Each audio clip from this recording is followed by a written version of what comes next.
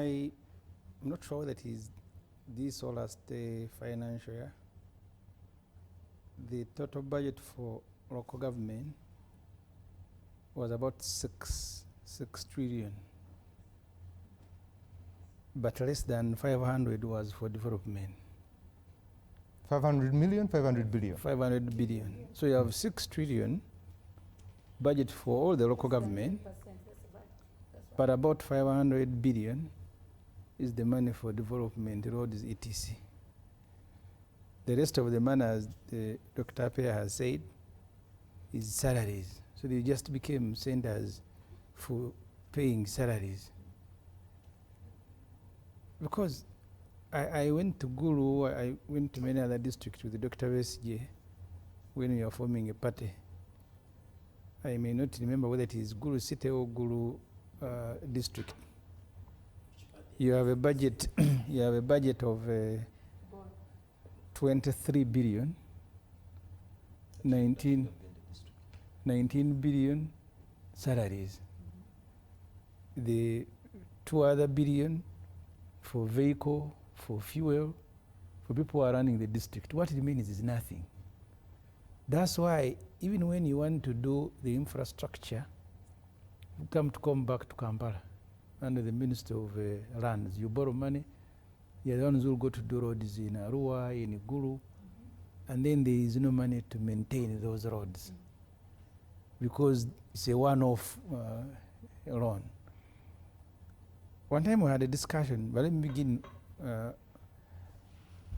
When I think the time of creating Ujiri district and Sembabule, that time we were full go to the discussion with the President Museveni. But later on, when we had, I'll come to that later. The demand of Ujiri at that time was a hospital.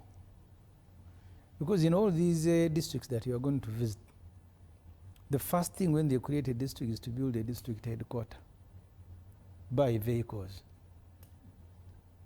I remember when Ruengo was carved out, because sometimes they don't follow any scientific study. They just happen. People in Masaka met President Museveni. That time they were creating a district. They quarreled. He said, okay, all of you become a district. Ruengo, Karungu, Bukomansimbi, everything. Because they were quarreling where the new district should be. So after a meeting, he said, no problem, all of you can become a district. And they just germinated like that. Then immediately, Ruengo started coming to Kampala. You had Mutabaza as a chair, looking for people who were born there. Can you raise money to build? I said, me, Ssemujju Nganda, investing money in building an office for you. At least if you are raising money to build a secondary school. In other countries where decentralization works, these blocks have real money to do work. They have developed some work and budgets. But here, you are only assigned the responsibility to pass over money to teachers and the health workers, and you almost have nothing to do in the district. And the point I think Chris made, the disconnect. One time you had a discussion in Parliament. I think the MPs had moved ahead to prescribe qualification for local government leaders. They may even have enacted a law and Museveni refused to assent to it. One time we went to Mbale. That time the mayor was FDC. Illiterate, not even the same illiterate, but illiterate. And he was implementing projects. I was on the committee. An illiterate person is supervising graduates because Chris says they should add them money for more political supervision. There is no supervision they can do. These are illiterate, some of them illiterate, as the word itself means. And they receive 5 billion for a municipality or for something. They have no, so what the technical people do is to buy them some fuel and make them happy, and then they do things the way they like. Because you can't have graduates even at a sub-county, and you have the supervisors with no qualification. If someone attends so many burials and is very popular, he becomes chairman of a sub-county whose duty is to supervise graduates. He doesn't know even I've been conducting a campaign in my constituency. They elected a chairperson for a division. He was cheated by NRM. He went to the Tare Center. But when he was being cheated, they asked him, are you okay? He said everything is okay. Then he left. I said, so you elected a person who can't write his name to be the division chairperson. So decentralization, from the very beginning, what were you decentralizing? I went to Komansimbi, I think when it was starting. They were collecting less than 100 million. Less than 100 million. That was the total collection from the district as revenue. The rest of the money was supposed to come from Kampala. Because you must, as a district, you must also be enterprising. So there must be something that you are doing for yourselves. But they were just sitting in the office waiting for money to come here. And that's why Chris now says we need to add them money to do political supervision, then add RDCs. Today we have 700 RDCs, 700. Do you need more head teachers? Do you need more health workers or RD? 700. Each district now has RDC, deputy RDC, an assistant RDC, an assistant. So they are all over. Because every NRM person, the other day I saw an MP who had failed elections, and he said he wants to be appointed RDC. So they are all over corridors looking for those jobs. So I think, I'm not sure, but I have a feeling the president came here when I had eventually became 39. There must have been less than 39 when he came here, the districts. Then 39, then 146. These days he doesn't even have money to, because we have Entebbe City, we have Wakiso, we have others. There isn't even money for them to start. Because the amount of money that you require to pay political leaders, buy them vehicles. If you look at the Uganda's budget, the other day I was telling someone, even made a presentation in Parliament, you have the 400,000 public civil servants, 400,000. You pay them about 8.5 trillion. And then you have another 4 trillion to buy them vehicles, attend the workshop, fuel, what.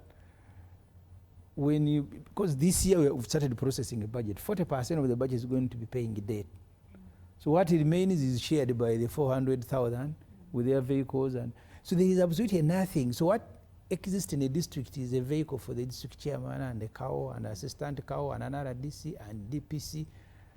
One time we went to a district after Katakwi. Is it Napak? The one after Katakwi. It was being constructed in almost a forest, far away from people. And I said, you guys, did they demand for it that it is constructed far away? I said, so who are you going to be serving? But because it is their district, the ones who asked for it, it doesn't matter whether it is nearer, because the slogan was, NRM like sloganeering, taking services nearer to the people. So which services are you taking? Let every MP or district chairperson tells you if they have money to maintain roads. I think the first cabinet retreat, these volumes had in the last parliament, this parliament, the statistics they were sharing that cabinet retreat, access community road, the ones that are in good condition, 13%, 11%. So do you need to decentralize? In fact, for me, I don't want to appear like I am speaking against a policy which is popular among my colleagues who are benefiting. Even the standards have gone down, because the smaller money they throw at each local government. Look at this construction of classrooms. If you compare, I went to Masaka Secondary School. The classrooms constructed using the IDA facility are the same quality, same quantity of all the building materials from Masaka to Nabisunsa to Gayaza. So that's why those classrooms have stayed forever. These ones under M7, they begin falling after commissioning because the money is eaten by these political supervisors and their technical people. So the classrooms will collapse after commissioning. The ones constructed in each and every district. I remember one time I had a debate with him, and I was telling him, look at the Obote 40 hospitals and compare them with yours. He was very happy with the numbers that, okay, these are 40 for us, we have put everywhere. One time he said, no, even corruption is okay because now we have decentralized the money. It is democratic. Opposition and NRM, they are all stealing money. And he said it is okay. So these were, I cannot blame the policy itself because I've gone to other countries where local administrative units are doing some work and they have some power and they have money. In Uganda, the decentralization was for creation. You are the one reading the statistics of how many elective positions that we have. So these districts, others were being created in parliament. You have municipalities. I think the one of Ntungamo was added by Honorable Kataha when it was, so they brought a list. I remember Kadaga adding Kamuli, and Bujiri said, where are municipalities for Busoga? You also add. No study, nothing. So they bring a list and it begins growing. It starts with 5. When they were creating municipalities, Museveni had said, in Kampala and Wakiso, especially Wakiso, you have rural and bit urban. So these rural ones make them separate constituencies, create municipalities. They started growing. They started, I think, about 6. They ended up being about 20, 40. And the appetite was there for everybody to add. So things in Uganda, even what ordinarily should be something good, it is spoiled by politics, it is spoiled by populism, because we ought to have piloted this decentralization, started in a fewer units and then empower them and they do some work. But also what Professor Nsibambi called presidentialism. Even a classroom in Iguru, Museveni has to donate it, and then he commissions it. All the MPs are there. One time, sometime there was time they went to commission a small block of classrooms, but the amount of money they spent on their vehicles, the ministers and everybody, they spend more money going to commission than the money they had spent on the construction itself, because these things are political. They just enjoy. So for me, one time I was actually advocating that we need to go back to what we used to do. If you want to construct classrooms in Uganda, just contract competent companies and they do the same classrooms in Iguru, in Wakiso, in Karamoja and everywhere. Other than throwing money at everybody and they do shadow work and then tomorrow you are complaining.